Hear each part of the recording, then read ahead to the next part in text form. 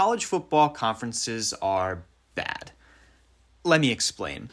The destruction of the former Pac-12 has left the college football world in shambles. They are left with just 2 of their original members, the rest being scattered about to other conferences. Then you've got Oklahoma and Texas joining the SEC, while Florida State and Clemson are rumored to be leaving the ACC very shortly.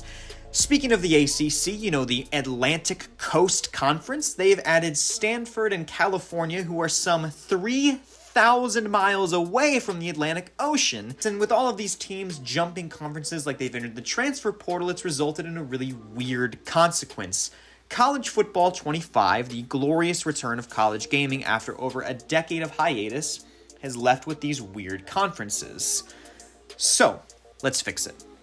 Okay, so my initial idea was to make conferences solely based on region and kind of balance out between them. The big issue with this is you can easily end up in a situation where you have schools that are already good facing a bunch of overmatched teams. For example, Ohio State beating up on Toledo, Ohio U, Bowling Green, Miami, and Kent State, or Georgia facing Kennesaw State, Georgia State, and Georgia Southern. So my goals for these conferences are to make well-balanced power conferences while still keeping the non-power conferences interesting, honoring historic rivalries, and factoring location as an important factor, but not the only factor. So, let's begin. So as you can see, I have divided the ACC as well as every Power 4 conference will be divided into 16 teams, 2 divisions. The reason for the divisions is to make sure that the teams that need to play each other.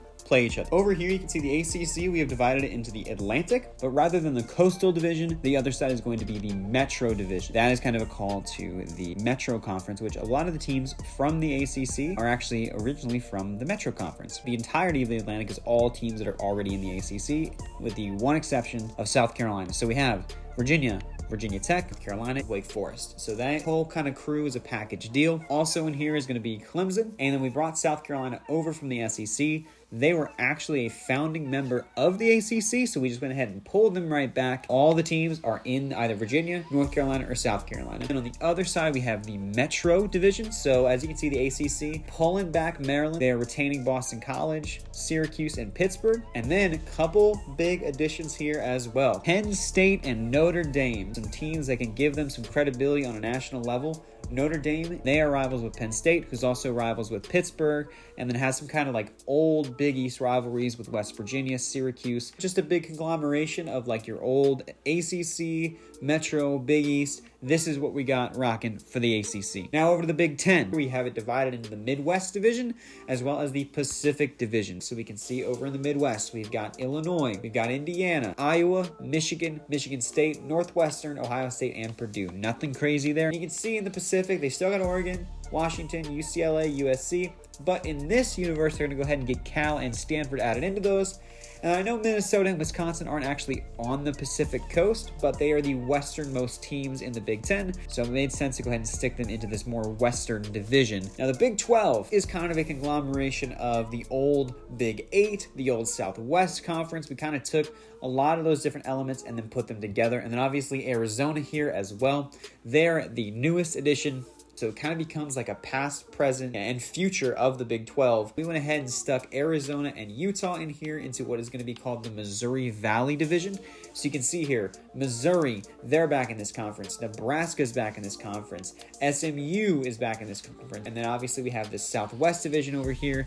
This is more so your Texas and Oklahoma schools. So Baylor, Houston, Oklahoma, Oklahoma State, Texas, TCU, Texas A&M, and Texas Tech. A lot of kind of old rivalries being renewed in this one between, Missouri, Nebraska, all those types of schools. And finally, let's move over to the SEC as far as our power conferences go. So this is the SEC that we're rocking with. You can see a lot of subtraction from the SEC because, obviously Texas, Oklahoma, Texas A&M, a lot of schools got taken away. So how do we recoup some of those losses? Well, obviously, probably the biggest one, Florida State joining in. Obviously, they are arch rivals with Florida. We went ahead and pulled them over from the ACC. Same thing, Georgia Tech. They were actually a founding member of the SEC. So we're actually just going ahead and putting them back where they started. That is actually the same thing for Tulane. They were a founding member of the SEC as well, so they will rejoin the conference. And then some of your kind of newer additions include Louisville, but then we obviously have Central Florida as the final addition. It just felt kind of right to put these guys in here. Those are our big Power 4 conferences. So let's go ahead and move now into the group of 6 conferences. So we'll go ahead and just go start over here. The American Conference, it is a 10-team conference, and it is basically kind of lower tier East Coast teams with the utmost amount of respect. So Appalachian State, Arkansas State, Coastal Carolina, Charlotte, East Carolina, James Madison, Liberty, Mid-Tennessee State, Old Dominion, and Western Kentucky. So a lot of teams that are kind of newer to the FBS who are hoping to kind of rise up through the ranks.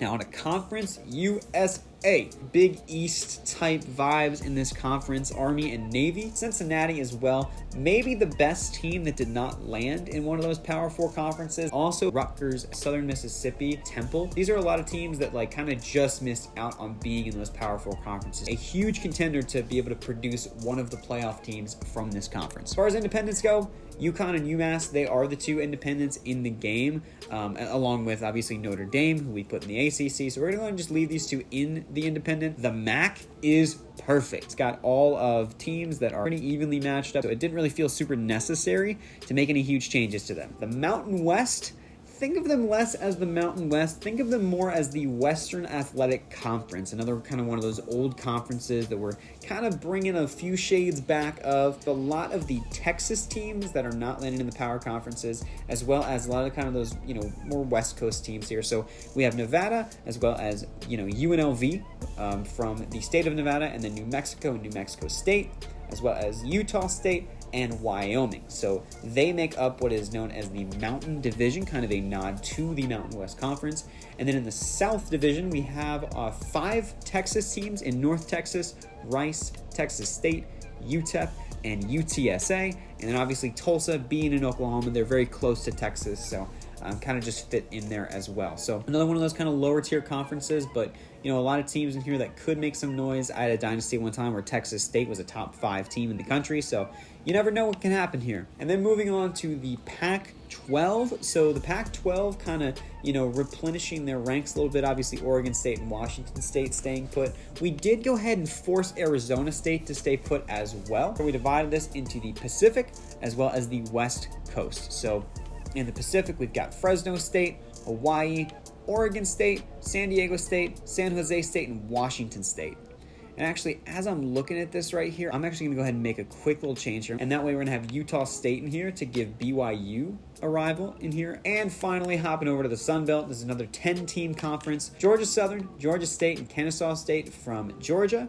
Then Jack State, South Alabama, Louisiana Tech, Sam Houston, UL Monroe, Troy, and Louisiana. So these are the conferences that I went ahead and went with. This is kind of largely the format that I think is the best, is having these 16-team conferences. So kind of makes it a bloodbath if you're going through in one of those major 4 conferences, but that's the way it should be. You want a top 4 seed in the playoffs, you got to do well in those. So I'm gonna go ahead and just hit a random team. Wisconsin sounds great, and we're just gonna go ahead and simulate a season with these conferences, kind of see how different things turn out. So let's go ahead and sim to the first college football playoff poll. All right, so immediately you can see Texas right there is the number 1 team in the country. SMU is 5th in the country. That is definitely surprising. I guess we can go ahead and take a look at some of the conference standings. No team with fewer than 2 losses in the ACC. Looks like East Carolina, currently 7-1, no conference games, is interesting. It looks like Liberty's only played conference games, and East Carolina has played none. So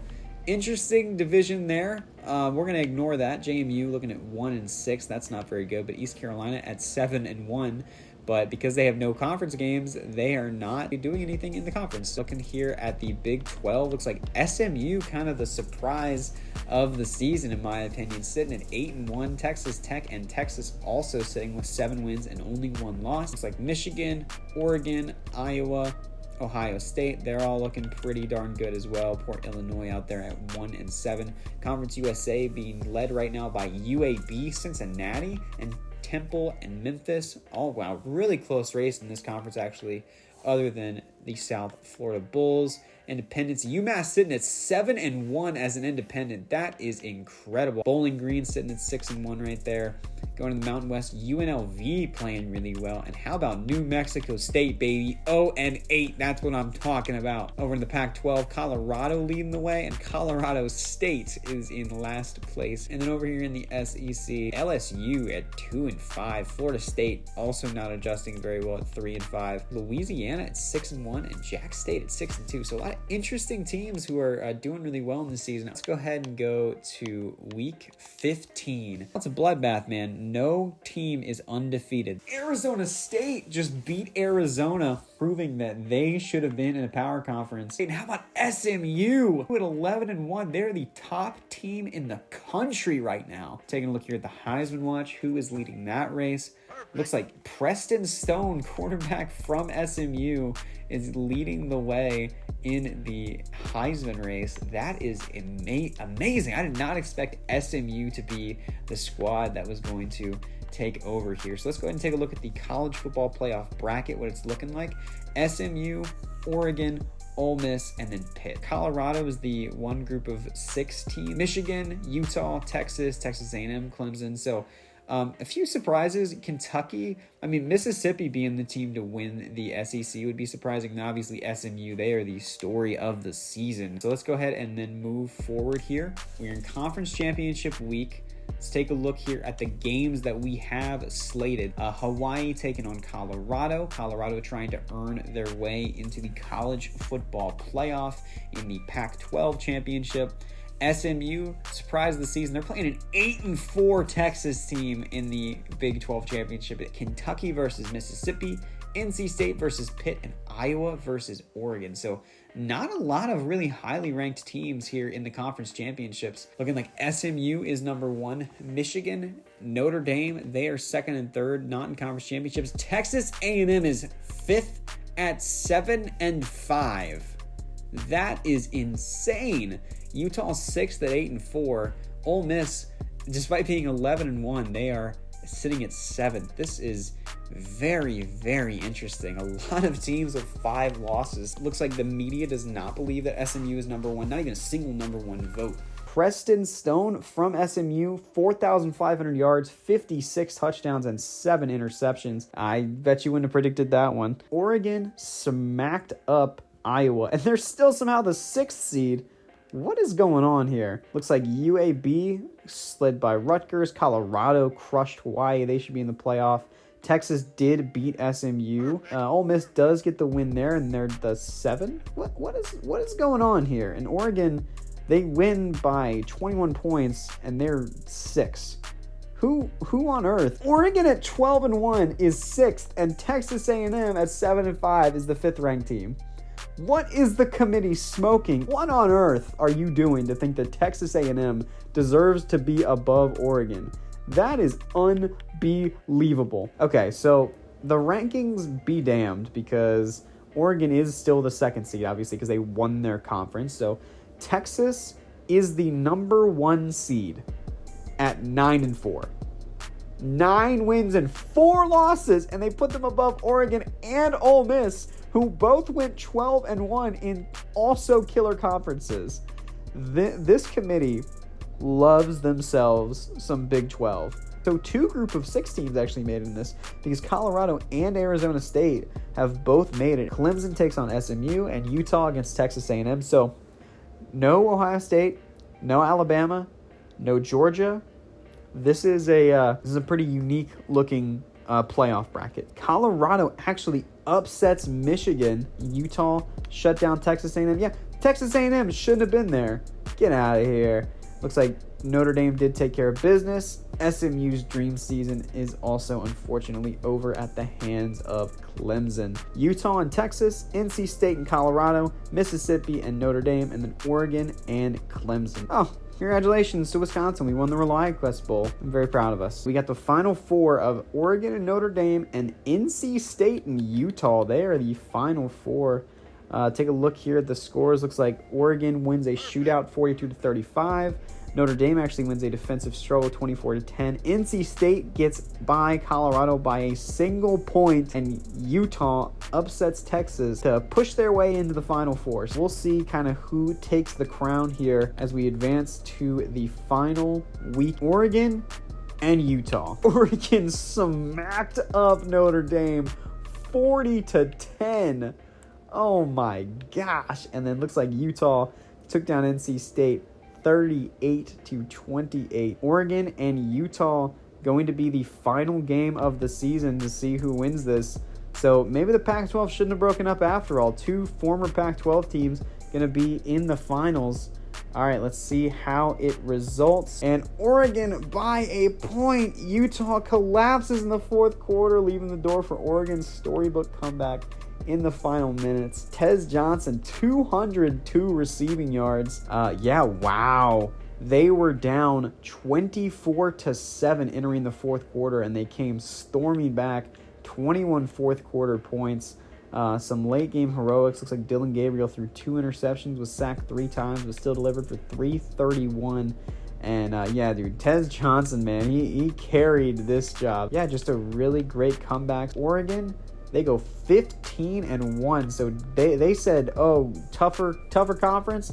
Literally, we do not care. We are going to tear our way through the college football world. Dominant win over USC, dominance over FCS East. Get some big wins there. It looks like they actually lost to UCLA by a point, but they then rattle off a dominant victory over Oregon State, and then Ohio State, they get a win there, 31-28. They beat Minnesota dominantly, Maryland, Wisconsin, and then just nothing stopping them on their way, man. They beat Washington, they beat Indiana, and then they crushed Iowa, and they just smoked their way through the college football playoffs. There you go. Let me know what you think about these conference ideas. If you got conference ideas of your own, let me know. There you go, man. That is how things would shape out if these conferences were aligned in this way.